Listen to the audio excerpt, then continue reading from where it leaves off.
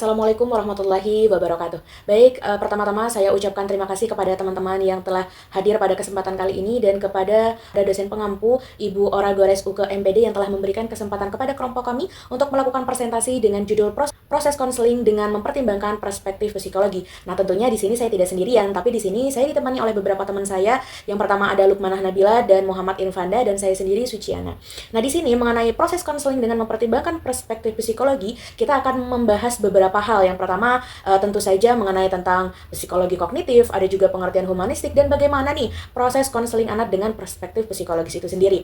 Baik, kita langsung saja masuk kepada pemateri pertama yaitu mengenai tentang psikologi kognitif. Baik, untuk materi yang pertama yaitu mengenai tentang psikologi kognitif. Nah, di sini kita berbicara tentang pengertian psikologi kognitif. Jadi, cognition itu berasal dari kata pengetahuan yang memiliki kata sama dengan skiado atau pengetahuan. Nah, berdasarkan akar teori yang dibangun oleh Piaget, beberapa penulis mendefinisikan mengetahui nih dengan istilah yang berbeda tetapi memiliki arti yang sama, yaitu aktivitas mental, mengetahui dan mengetahui dunia. Nah, di sini juga menurut Chaplin, istilah kognitif adalah salah satu bidang atau wilayah psikologi manusia yang meliputi perilaku mental yang berkaitan dengan pemahaman, perhatian, pemrosesan informasi, pemecahan masalah, niat dan keyakinan juga. Nah, di sini ranahnya kognitif ini juga memiliki keterkaitan dengan konasi atau kehendak dan cinta atau feeling nih yang berkaitan dengan dominan sensori. Nah, di sini juga kognitif sendiri itu menurut Sandstrom berpikir mengacu pada aktivitas mental tentang bagaimana nih informasi masuk ke dalam pikiran, disimpan dan diubah serta diingat dan digunakan dalam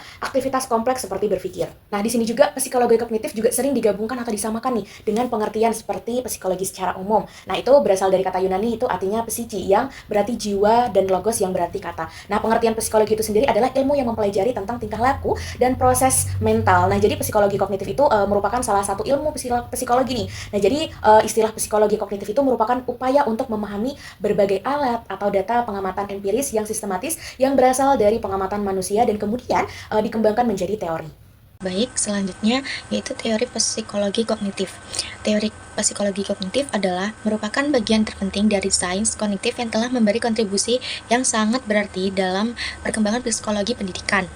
Pendekatan psikologi kognitif lebih menekankan pada arti penting proses internal mental manusia. Dalam pandangan para ahli kognitif, tingkah laku manusia yang tampak tidak dapat diukur dan diterangkan tanpa melibatkan proses mental seperti motivasi, kesengajaan, keyakinan, dan lain sebagainya. Dalam perspektif psikologi kognitif, belajar pada dasarnya adalah peristiwa mental bukan berarti behavioral atau dasmania, meskipun hal-hal yang bersifat behavioral tampak nyata dalam setiap siswa belajar. Contohnya seorang anak yang sedang belajar membaca dan menulis. Tentunya seorang anak menggunakan perangkat jasmania untuk mengucapkan kata dan mengoreskan pena. Selanjutnya yaitu ada teori kognitif Gestalt. Teori kognitif mulai berkembang dengan lahirnya teori belajar Gestalt.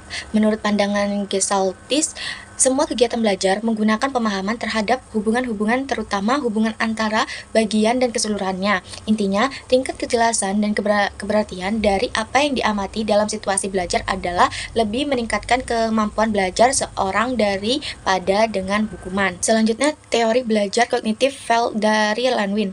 Lanwin berpendapat bahwa tingkah laku merupakan hasil interaksi antar kekuatan, baik yang dari dalam diri individu, seperti tujuan, kebutuhan, tekanan kejiwaan, maupun dari luar diri individu seperti tantangan dan permasalahan. Menurut Lewin, belajar berlangsung sebagai akibat dari 12 perubahan dalam struktur kognitif. Selanjutnya, teori belajar kognitif developmental dari Piaget. Piaget adalah seorang psikolog developmental dengan suatu teori komprehensif tentang perkembangan inteligensi atau proses berpikir, karena kemampuan belajar individu dipengaruhi oleh tahap perkembangan pribadi serta perubahan umur individu. Selanjutnya yaitu teori Brunner dengan Discovery Learning berpendapat bahwa mata pelajaran dapat diajarkan secara efektif dalam 13 bentuk intelektual yang sesuai dengan tingkat perkembangan anak. Perkembangan program pengajaran dilakukan dengan mengkoordinasikan mode penyajian bahan dengan cara di mana anak dapat mempelajari bahan tersebut yang sesuai dengan tingkat kemajuan anak. Selanjutnya yaitu penerapan psikologi kognitif dalam berbagai bidang. Yang pertama yaitu pendidikan. Psikologi kognitif berperan penting dalam memahami bagaimana siswa belajar dan bagaimana mereka dapat meningkatkan pemahaman serta retensi informasi. Yang kedua yaitu pengambilan keputusan dan problem solving. Psikologi kognitif menjelaskan bagaimana individu membuat keputusan dan menyelesaikan masalah. Teori pengambilan keputusan yaitu dengan cara manusia menggunakan sistem proses cepat dan lambat dalam mengambil keputusan. Dan juga bias kognitif yaitu kesalahan berpikir seperti bias konfirmasi, tendensi mencari konfirmasi yang mendukung keyakinan sendiri dan efek terpengaruh oleh informasi awal dapat menghambat pengambilan keputusan rasional. Selanjutnya yaitu teknologi dan media sosial. Dalam era digital, psikologi kognitif digunakan untuk meningkatkan pengalaman penggunaan dan menganalisis perilaku online. Selanjutnya yaitu kesehatan mental.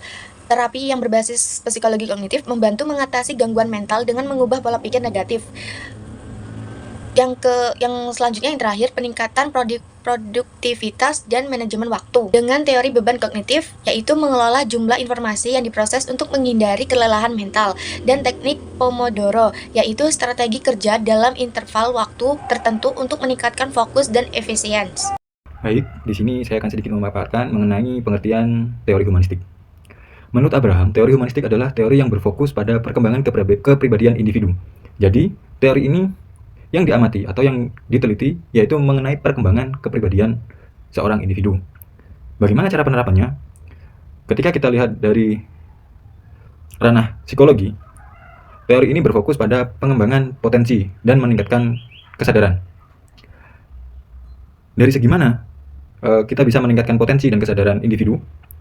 Yaitu ketika individu melakukan konseling, bagaimana cara untuk mengembangkan dirinya. Seorang konselor bisa memberikan arahan yaitu dengan melakukan kegiatan-kegiatan yang positif berupa mengikuti seminar, mengikuti pelatihan, dan mengikuti kegiatan-kegiatan yang dapat mengembangkan potensi yang ada pada dirinya.